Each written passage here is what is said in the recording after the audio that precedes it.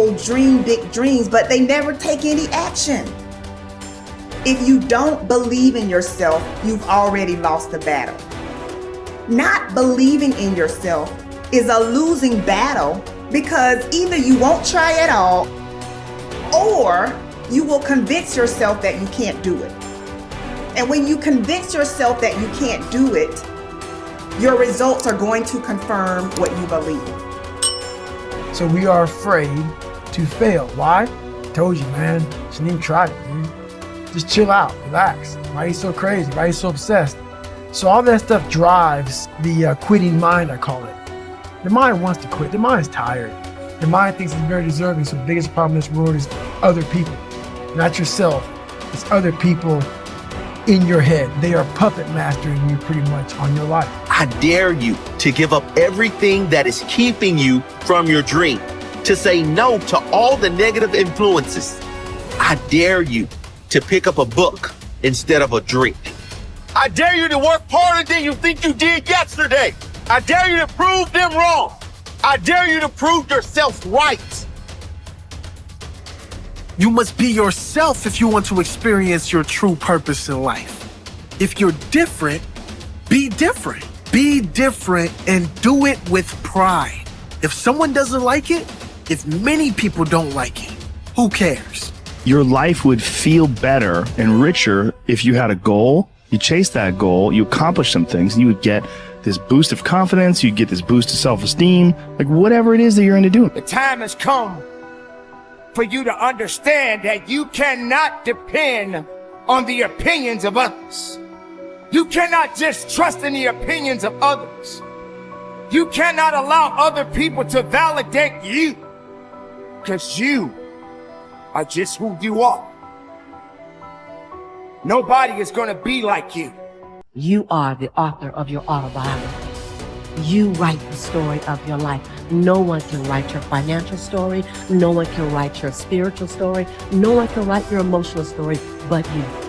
The pen has always been in your hand. The pen has always been in your hand. I say write a story that's going to be damn good to read. But don't let yourself be vulnerable to weakness. Don't let weakness consume you. Don't let hopelessness consume you. Be about your business. Understand that you got to keep living and living strong. When nobody's looking, when nobody's watching, when nobody understands the measure of passion that you carry, can you keep going? Don't stop! You're right there! Find something. Find a thing that you genuinely enjoy, because getting good at things you genuinely enjoy is extremely beneficial for young people, because it lets you know that, like, everybody thinks they're a loser. Every young person thinks they're a loser. At least a young person in the situation I was at. Like, I didn't know I wasn't a loser until I started winning, until I started doing martial arts. Martial arts taught me that, like, I could get better at stuff, that I wasn't really a loser. I just was someone who was, like, in a fucked up situation. But you could channel all that energy that you have as a young person into something and get better at it. And then all of a sudden people admired me. I was like, this is crazy. So I went from being someone who was incredibly insecure and basically a failure to someone who was really successful at this one thing that was very dangerous, that other people were scared of. And that gave me immense confidence and also a real understanding of the direct correlation between hard work and success. And kind of understanding that you're not a loser. Right. That there is a diamond in the rough. Yeah, and also an understanding that you can't listen to people. Because even my parents didn't want me to do martial arts. They didn't want me to fight. They didn't want me to do stand-up. There's like, you have to understand like who you are, and then in the face of other people's either criticism or, you know, lack of faith in your ability to succeed, you push through, and there's great benefit in that. And then you realize that you can kind of apply that to other things in life. You can apply that to critics, you can apply that to social media commentators, you can apply that to a lot of things. I don't think people are happy if they don't have puzzles and complex tasks and things that are interesting to them, whether it's an art project or whether it's learning something completely new like stand-up comedy. Like, doing things that are difficult is it's as much of a nourishment of the mind as food is a nourishment of the body. I think you need things that are puzzling to you, where you have to find your own human potential in the difficulty of the task and work your way through things. At least for me. For me, I mean, I can only speak for me because I'm the only life that I've ever lived that I'm aware of. And in my life, that has been 100% constant. I am a very happy person, and I have never had a moment where I'm not doing difficult. Yeah. Ever. What I realized is, for me to become the man I wanted to become, I saw myself as the weakest person God ever created. But I never blamed God for anything he did to me. So I wanted to change that to be the hardest man ever created. Am I that? I don't know, but you had to have a goal. And my goal, when I was sitting there, not going to school, being bullied, having no self-esteem, my goal was, the only person that's gonna turn this person around is me. The only way I can turn it around is put myself through the worst things possible a human being can ever endure.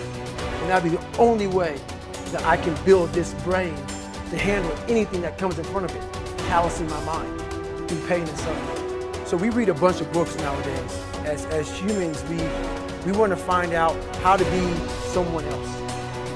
What we don't do is we don't go inside. So literally turn yourself inside out. Read the book that's like we're writing a book every day for life, but we never read that book. So what I would challenge this young man or young woman to do is you have to look inside of yourself and see what you really want. What are you passionate about? We use these words and these little phrases of only the strong survive and all this other crap. They're all words. I get so tired of hearing people just talking. Like right now, someone may think God is just talking. You don't know me. So when I speak from passion, I speak from experience, I speak from suffering.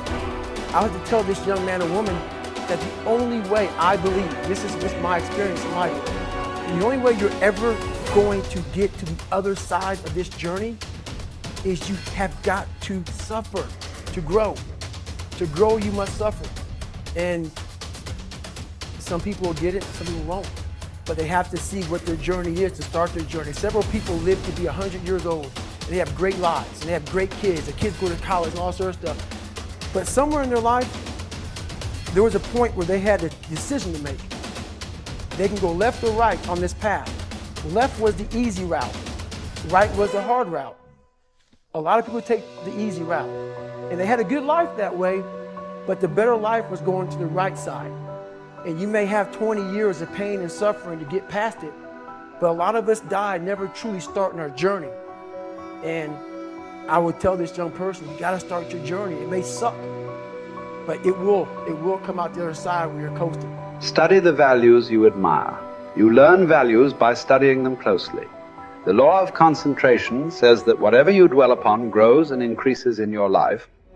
What this means is that when you study and read stories about men and women who demonstrated the kind of values that you admire and respect, and then think about those stories and that behavior, those values sink ever deeper into your mind.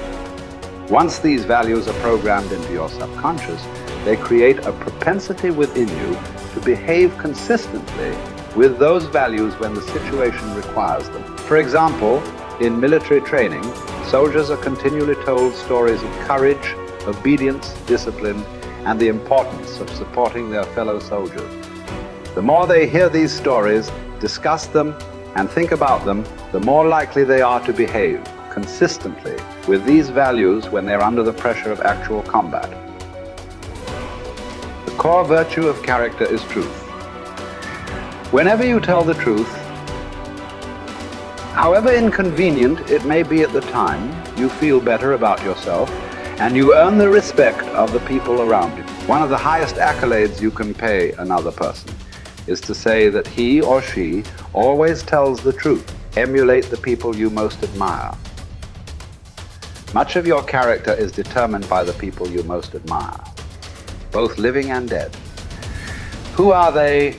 Looking over your life and history, make a list of the people whom you most admire, and next to their names, write out the virtues or values that they most represent to you. If you could spend an afternoon with anyone, living or dead, what one person would you choose? Why would you choose that person? What would you talk about during your afternoon together? What questions would you ask, or what would you want to learn? Consider this as well. Why would that person want to spend an afternoon with you? What are the virtues and values that you have developed that make you a valuable and interesting person? What makes you special? Practice the values you respect. You develop values by practicing them whenever they are called for.